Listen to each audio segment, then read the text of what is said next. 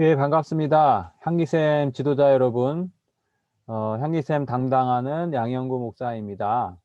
오늘부터 7주간 이제 지도자 훈련 온라인으로 진행하는데 좀 얼굴과 마주 대하면서 하면 좋겠지만 상황이 여의치 않아서 또 온라인으로 진행하게 되는데요.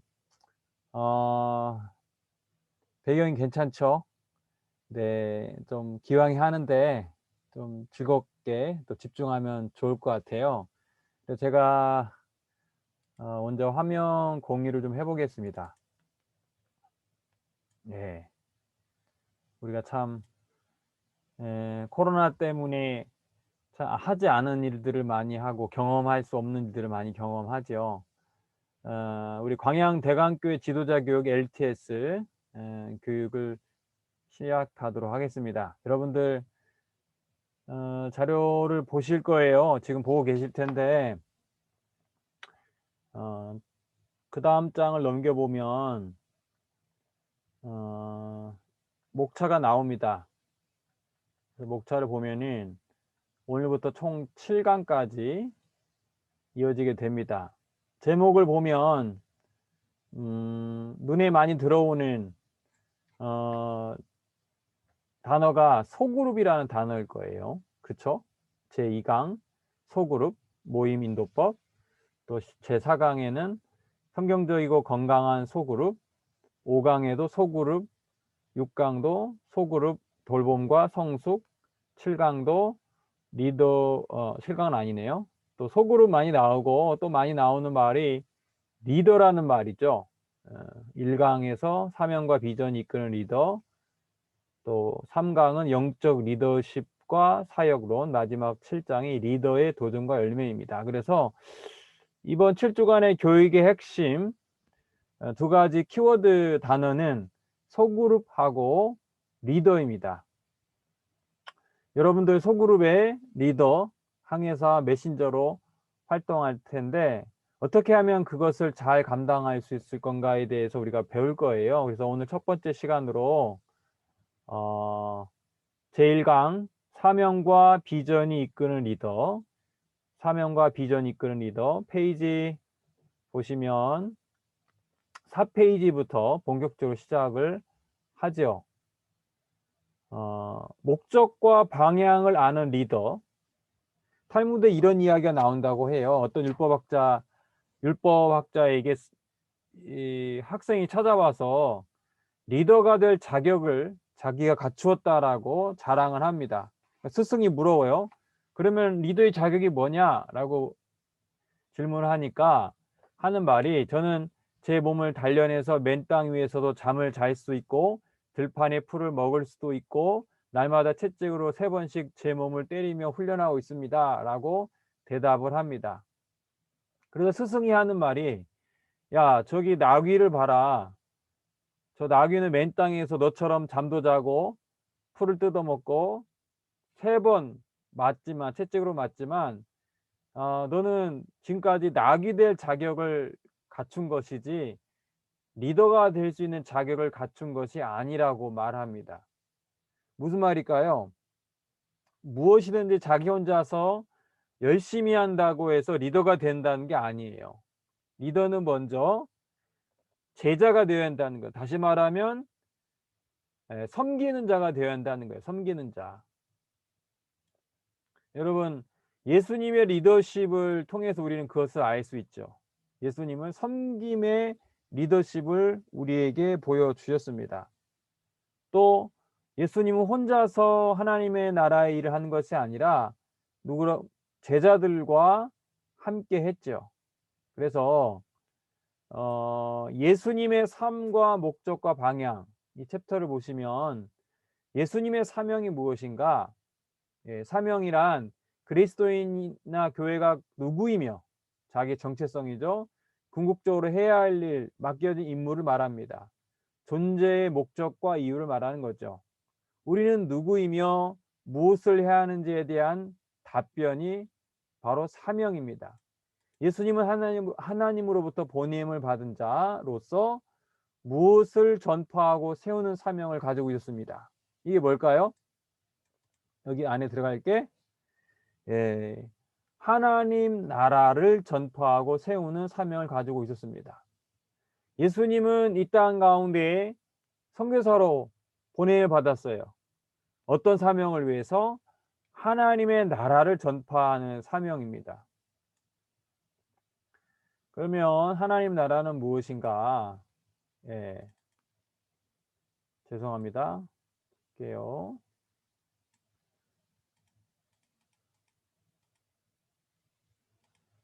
누가복음 4장 43절 44절 보면 예수께서 이르시되 내가 다른 동네들에서도 하나님의 나라 복음을 전하여야 하리니 나는 이 일을 위해 보내심을 받았노라 하시고 갈릴리 여러 회당에서 전도하시더라. 또 마가복음 1장 14절 15절 보시면 요한이 잡힌 후 예수께서 갈릴리 오셔서 하나님 나라의 복음을 전파하여 이르시되 때가 찼고 하나님의 나라 가까웠으니 회개하고 복음을 믿으라 하시더라. 예수님의 사명은 무엇이냐? 한마디로 말하면 하나님의 나라를 전파하기 위해서 온 것입니다. 그럼 예수님의 비전은 무엇인가? 여러분, 비전이라는 말 많이 쓰잖아요.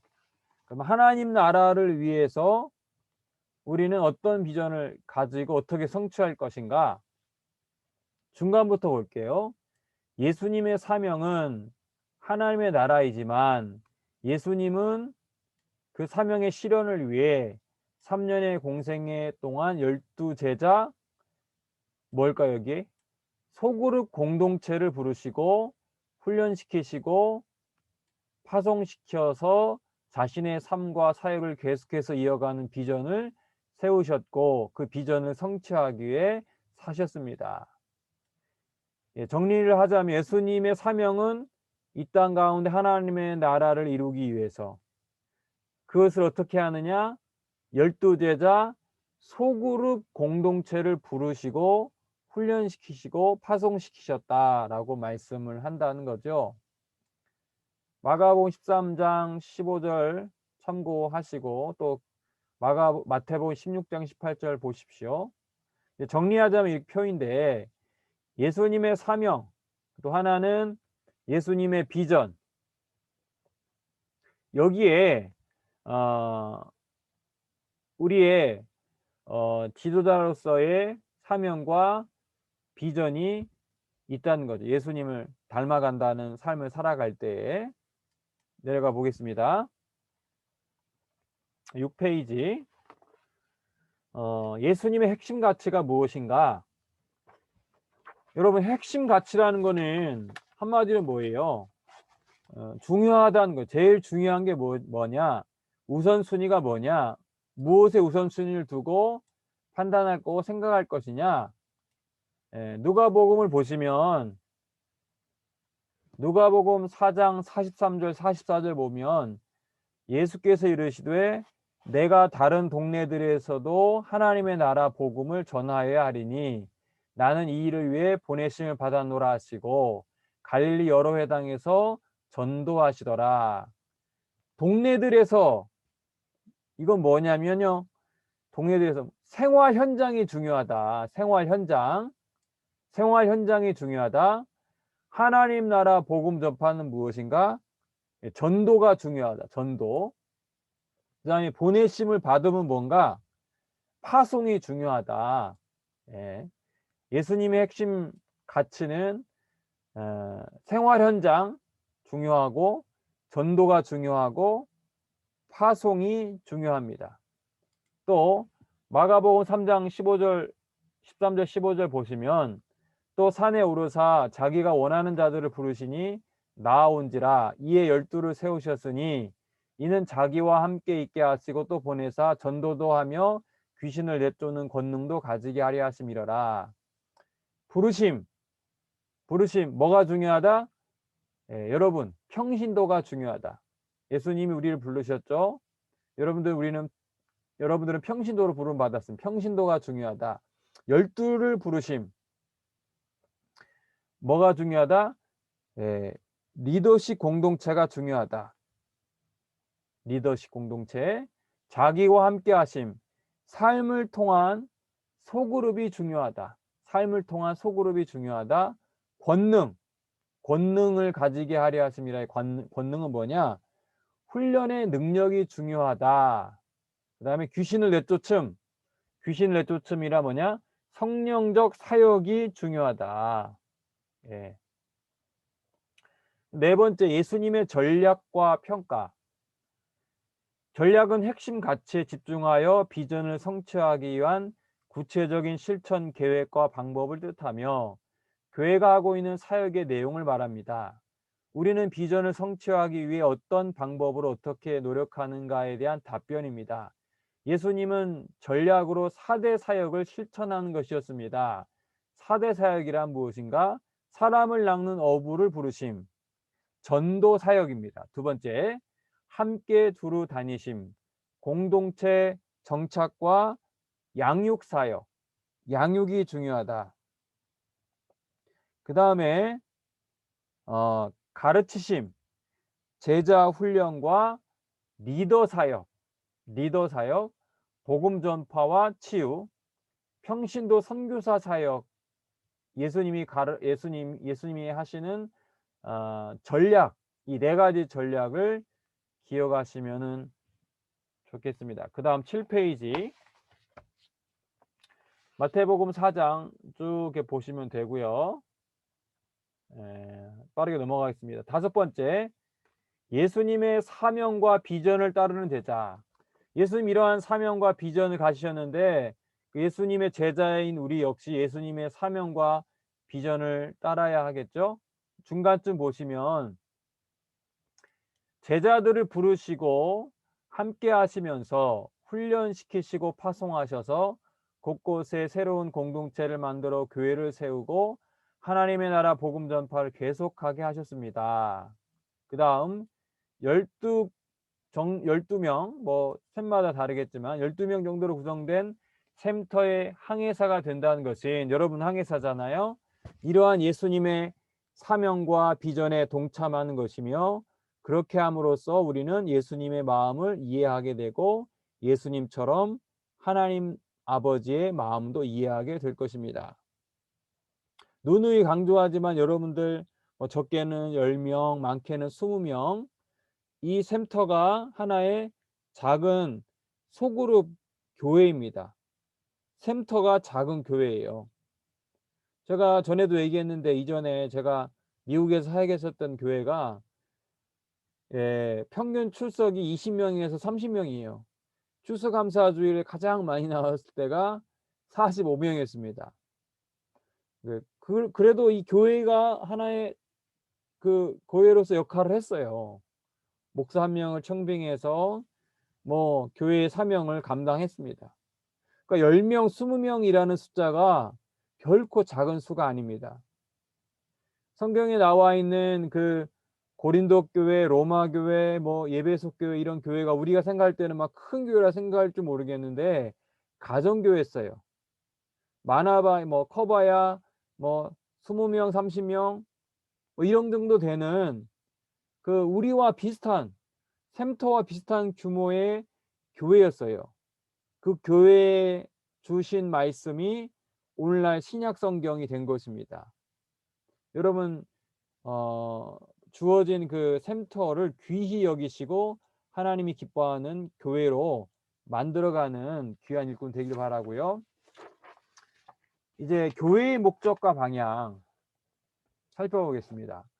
교회는 찾으셨죠? 교회는 예수님의 제자 공동체로서 예수님의 삶과 사역을 계승하여 따르는 사람들입니다. 교회는 주어진 고유한 시대적 그리고 사회적인 상황에 맞게 또 교회에 주어진 은사를 따라 예수님의 사명과 비전을 이루어가고 있습니다. 그러므로 교회는 구체적으로 무엇을 하기 위해 존재하며 무엇을 향해 나아가고 있고 무엇에 우선순위를 두고 있으며 어떤 사역을 하고 있는지 알고 몸인 교회와 함께 움직이는 자체가 되어야 합니다. 그렇지 않으면 나와 소그룹은 교회 전체에 덕을 세우지 못하게 될 것입니다. 소그룹의 궁극적인 목적과 방향은 여러분 큰 교회, 이제 작은 소그룹 교회가 살면은 우리 광양대강교회의 사역이 활발하게 되겠죠. 우리 소그룹이 살면 코로나 시대에도 교회가 바로 세워갈 수 있다는 거죠. 그래서 교회의 선교적 사명이 뭐냐? 여러분들 항해사의 사명 선언문 메모해 보세요. 우리는 하나님께서 맡겨주신 선교의 사명을 기억하며, 선교의 사명, 전교인이 선교사의 영성으로 훈련되어 그 다음에 물이 되고 향기 되어 사랑으로 삶의 현장을, 여기서 삶의 현장을 하나님의 나라로 변화시키고 확장시켜 나가는 것입니다. 다시, 우리는 하나님께 맡겨주신 선교의 사명을 기억하며 전교인이 선교사의 영성으로 훈련되어 삶의 현장을 하나님의 나라로 변화시키고 확장시켜 나가는 것입니다. 우리가 계속해서 소그룹 하면서 이 소그룹 선교적 사명을 기억하시면은 좋을 것 같습니다.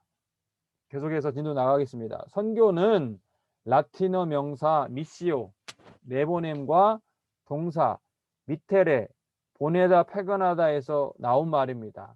즉 선교는 특별한 목적을 위하여 하나님으로부터 부름을 받은 사람들이 그 목적의 성취를 위하여 보냄을 받은 것을 말합니다.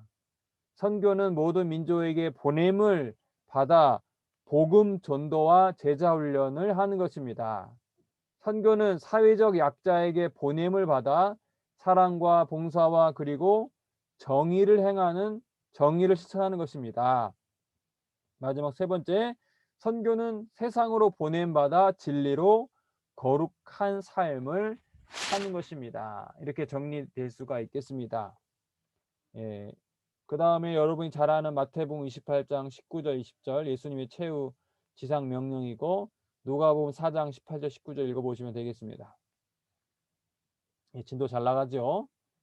그 다음에 그리고 첫째였죠. 그리고 선교사의 영성이란 무엇인가? 예수님과 성령님께서 하나님으로부터 보냄을 받은 것처럼 우리도 하나님과 예수님으로부터 뭘까요? 보냄을 받아 성령님과 함께 동행하면서 하나님의 선교에 동참하는 선교사라는 사실을 명심하고, 여러분, 저와 여러분은 선교사입니다. 해외에 나가서 선교사가 아니라 예수님이 이 땅 가운데에서 선교사의 삶을 살았던 것처럼 우리 역시도 삶의 현장에서 선교사임을 기억해야 합니다.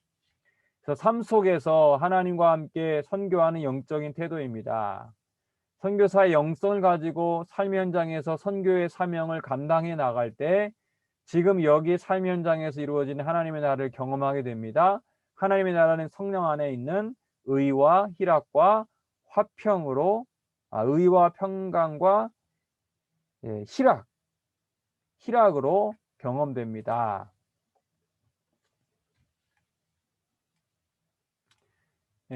로마서 4장 17절 보면은 하나님의 나라는 먹는 것과 마시는 것이 아니 오직 성령 안에 있는 의와 평강과 희락이라. 그래서 교회의 선교적인 비전, 앞에서는 예수님의 비전을 말했다면 지금은 교회의 선교적인 비전이 뭐냐? 크게 세 가지인데요. 첫 번째는 치유와 회복이 있는 교회가 되어야 합니다. 우리가 과거에 받은 부정적인 사건으로 인한 경험을 한마디로 말하면 상처라고 하죠. 이 상처는 나도 모르는 사이에 내 삶 속에 습관으로, 성격으로, 인격으로 자리 잡아서 내 삶을 어렵게 만들 뿐 아니라 다른 사람들에게 고통과 괴로움을 주게 되며 하나님께서 맡겨주신 사명을 성취하는 것도 어렵게 됩니다. 그래서 우리 모두는 말씀과 성령의 능력으로 어떻게 해요? 치유와 회복을 경험한 개인과 공동체가 돼요. 치유와 회복을 경험한 개인과 공동체가 되어 하나님의 나라의 능력과 현존을 누리는 것을 꿈꾸고 있습니다. 치유와 회복. 그 다음에 두 번째, 교회의 비전은 성장이 있는 교회가 되어야 합니다. 광양대강교회는 치유와 회복을 경험한 그리스도인들이 영적 재생산이 가능한 성숙한 일꾼으로 성장해 나가는 것을 꿈꾸고 있습니다. 치유와 회복의 상태에 머물러 있는 것이 아니라 지속적인 성장으로 나아가야 합니다. 훈련을 통해 예수 그리스도를 따르는 제자로 세워질 뿐 아니라 삶의 현장으로 나가 사역을 감당할 수 있는 평신도 선교사로 성장하고자 합니다.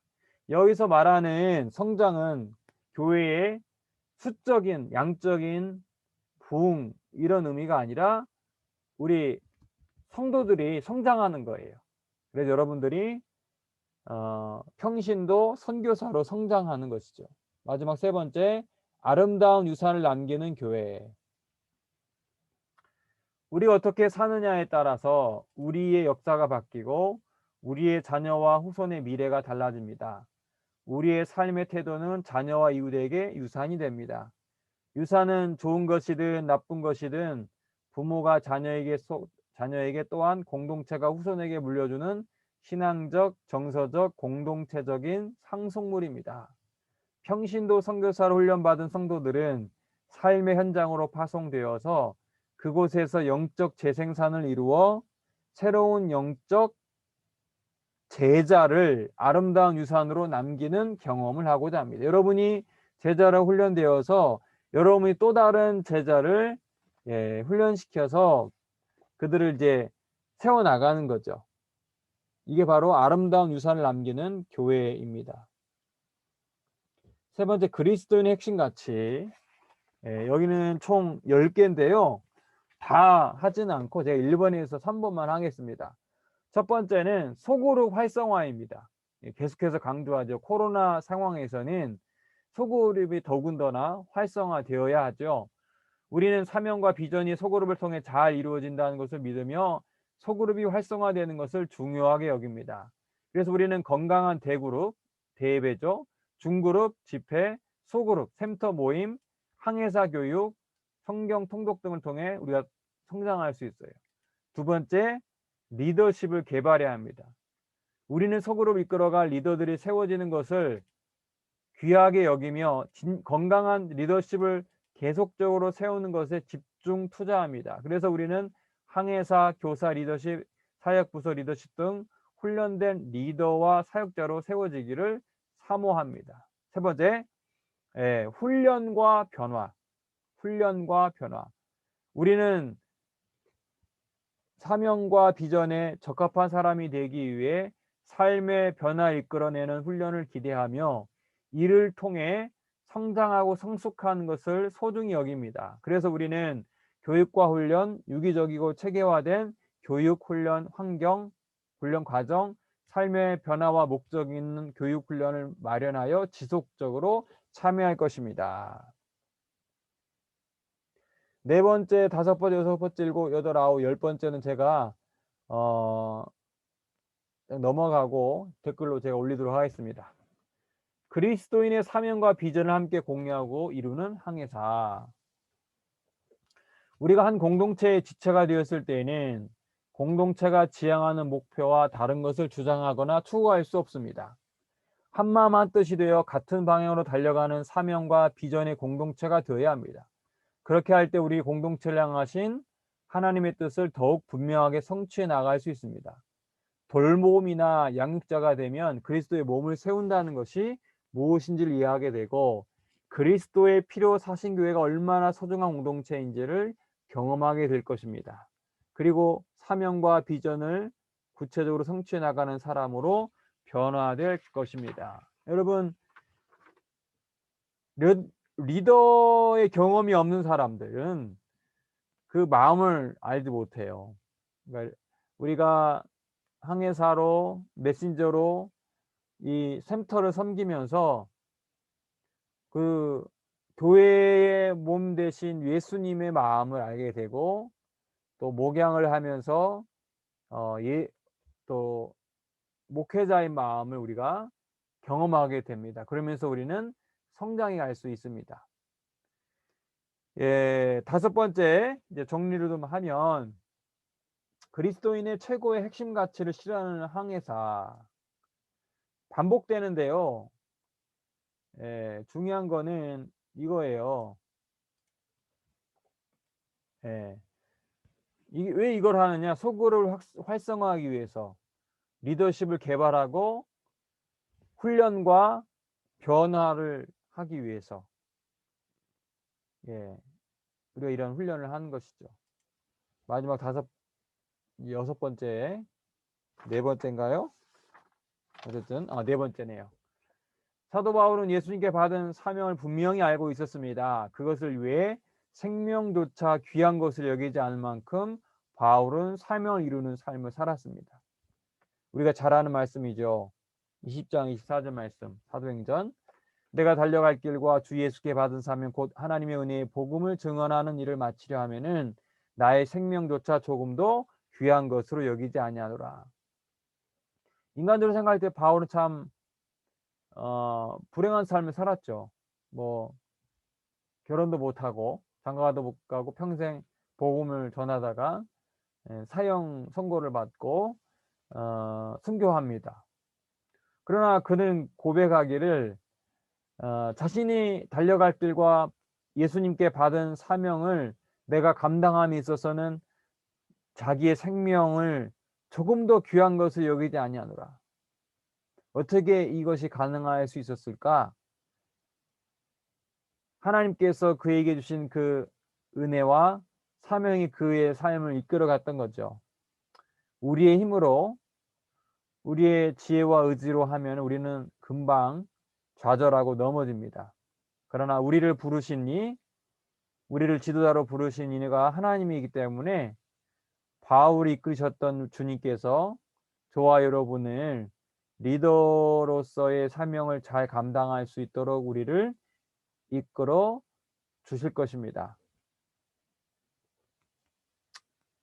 넬슨 만델라 이야기 한번 보시면 좋을 것 같고 중간쯤에 이제 보세요. 진정한 리더는 뭐냐?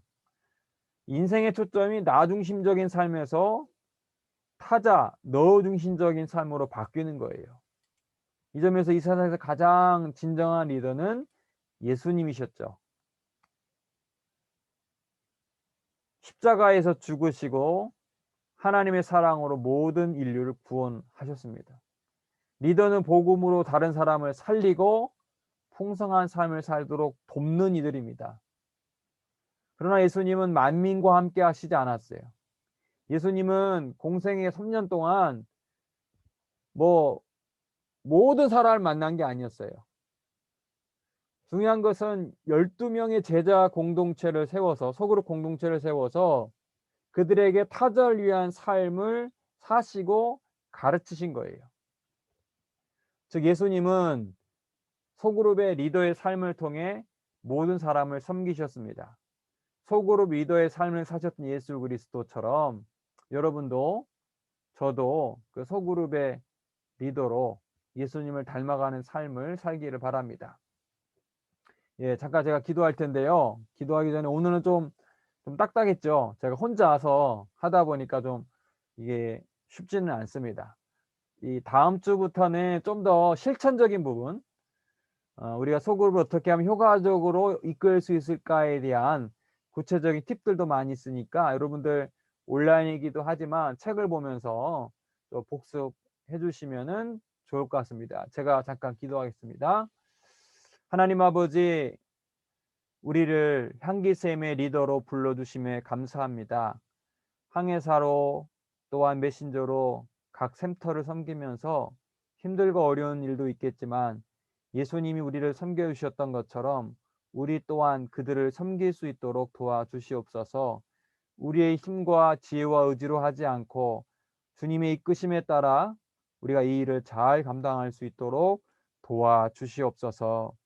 힘든 상황과 여건 가운데 기도하며 주님의 도우심을 기다리는 또 믿음의 사람들이 있습니다. 주께서 아픈 자를 일으켜 세워주시고 병든 자를 고쳐주시며 경제적으로 곤핍한 자들에게 주의 도움의 손길을 베풀어 주시고, 또한 늘 자녀를 위해서, 몸된 교회를 위해서 정말 눈물로 기도하는 자들의 기도를 주께서 응답하여 주시옵소서. 예수님의 이름으로 기도드립니다. 아멘. 예, 우리 다음 주에 오겠습니다.